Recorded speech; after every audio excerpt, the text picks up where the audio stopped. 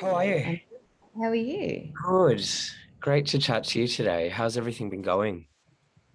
Yeah, all right. It's been Yeah. pretty cool. I wanted to start off the conversation today by talking a little bit more generally about music and also growing up in a musical family and kind of the influence that you had from both your parents and how that's kind of, I guess, manifested in what you create today as a musician. So let's go right back to the start if we can. Sure. Yeah.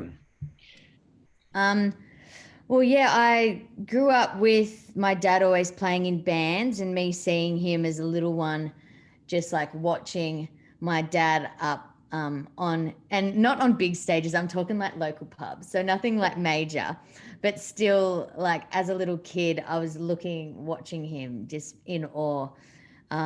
So I always had my dad to look up to as a kid.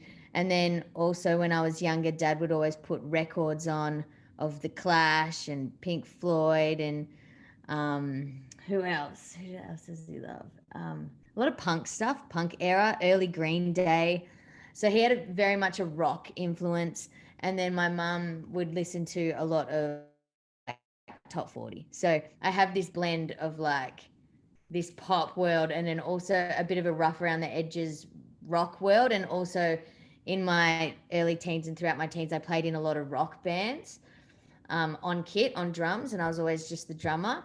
So I think that's always made like a bit of what my sound is. It's like pop music with like bigger hooks, but it's a little bit rough around the edges. I like putting real instruments down. So there's a lot of natural drum sounds. I grew up playing in the garage with dad. So a lot of Yeah. natural drum sounds, guitars, a little bit rougher kind of sounds. And then yeah, they had a big influence on what my music style is. And then I got a drum kit at 9 years old.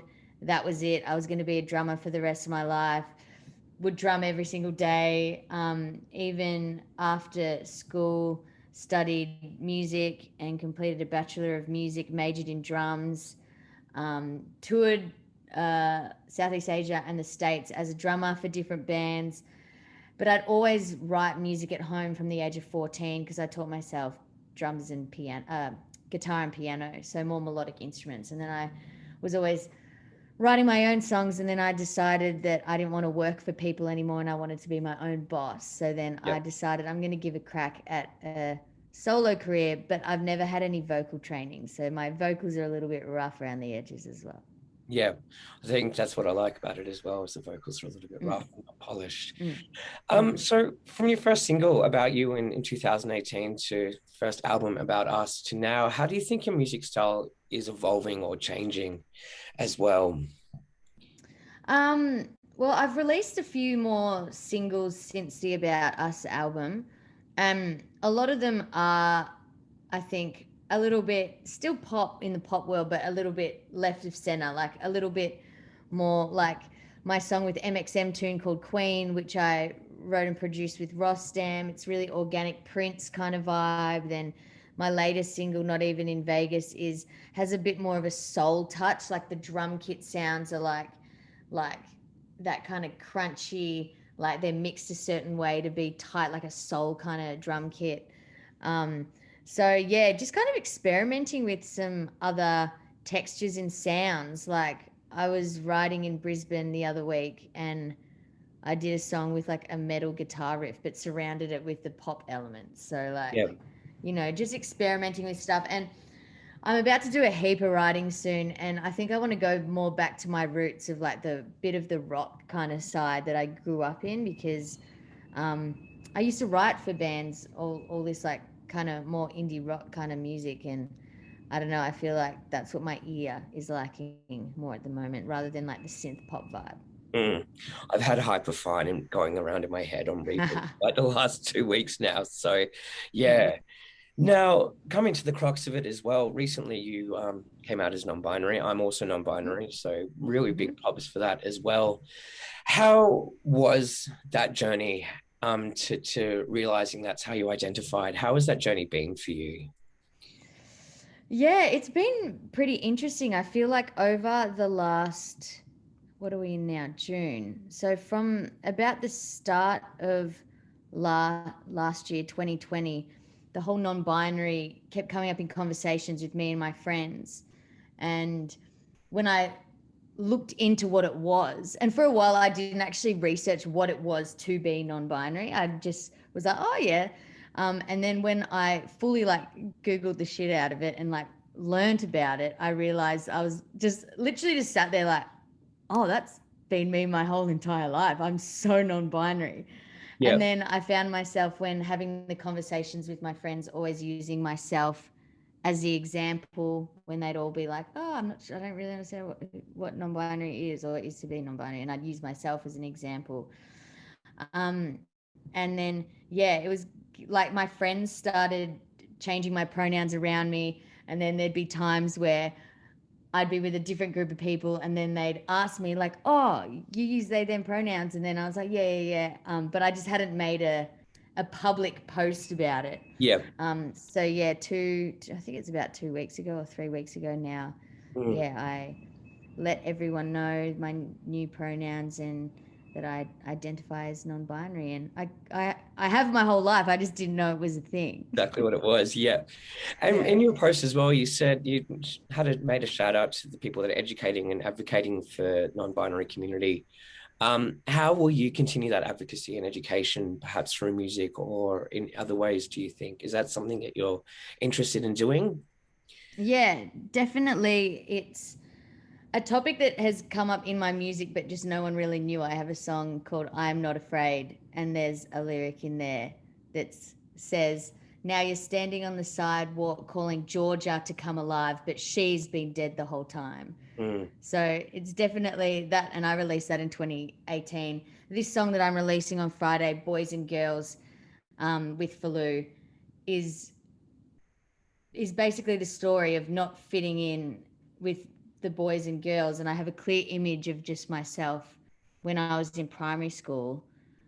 When I was younger, I wore the boys' uniform at school and had slightly shorter hair. And I'd always play with the boys. And I did footy and we traded Pokemon cards and footy cards. And then one day they told me I couldn't play with them anymore because I was a girl.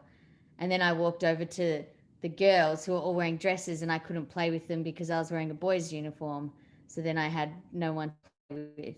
And I had that when we wrote Boys and Girls, I like me and Falou talked about like that, and we kind of wrote a song based on the perspective of not fitting in with the boys and girls, but also like the textures and the sounds and the instruments are quite playful from like a child's perspective, like the sonics in it. It's not like it's quite like a cheery little kiddie kind of vibe of a song.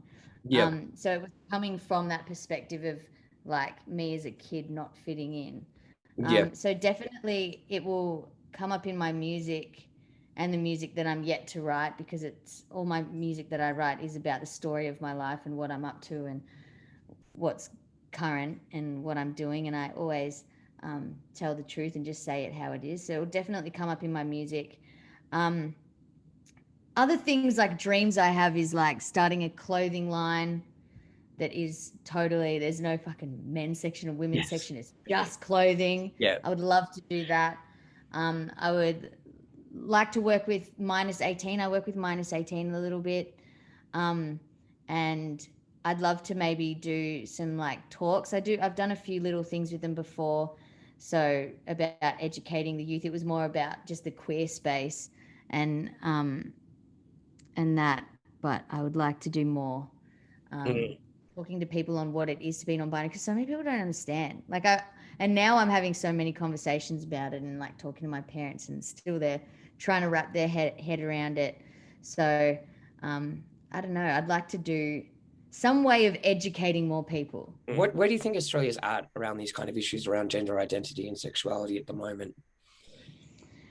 It's definitely the younger generation understand it more, but the older generation are finding it hard. Well, I've only got my parents to go from, as this has all happened quite fresh, and Mm.